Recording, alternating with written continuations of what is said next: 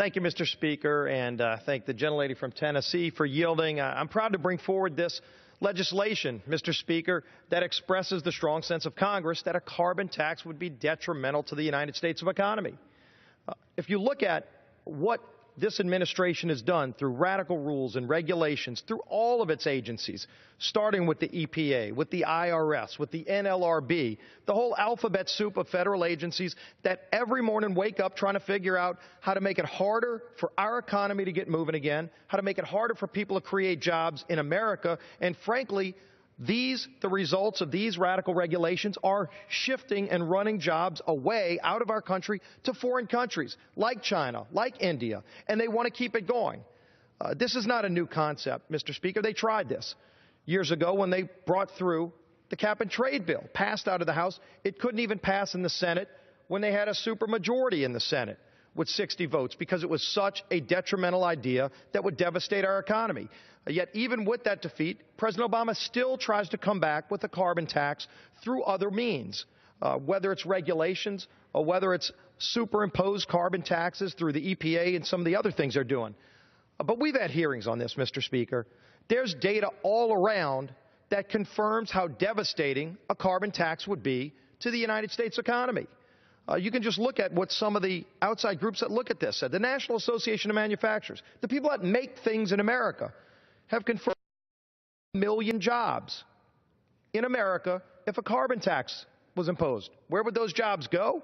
They would go to countries, ironically, that don't have the good environmental standards we already have.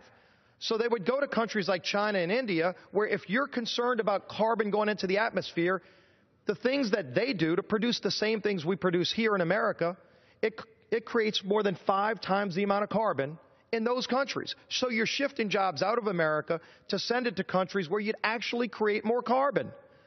They talk about somehow being able to create policy that will stop hurricanes and change the sea level rising, for goodness sake, as if some policy is going to do that. By the way, the result of their policies will increase carbon in the Earth's atmosphere. But let's not even talk about that. Let's actually talk about the track record of this administration that now wants to control the Earth's temperature. They spent over $500 million and couldn't even create a website to take your health insurance request. Healthcare.gov, remember that? Well, this same group now thinks they can control the Earth's temperature through radical policies. But again, let's look at the devastating impact these policies would have. They wouldn't work, first of all, but they would have a devastating impact on the middle class of this country. The Congressional Budget Office, our own Congressional Budget Office, that looked at this said a carbon tax would actually hit low-income people the hardest, even harder than high-income people. It would have a devastating impact on those people that are least able to afford it because it would increase the cost of everything they do.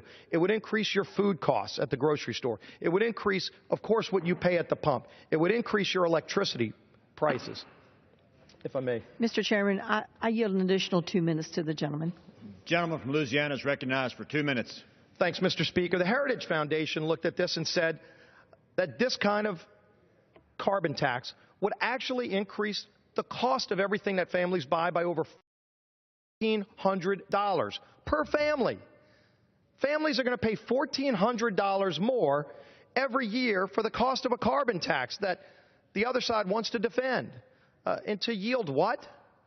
To just yield an opportunity for countries like China and India to grow their economies at the expense of ours. So, Mr. Speaker, if you look at what they're trying to do, and again, if you want to do this, bring it forward as an idea in legislation. And they tried it with cap and trade, and it got defeated when Democrats controlled everything.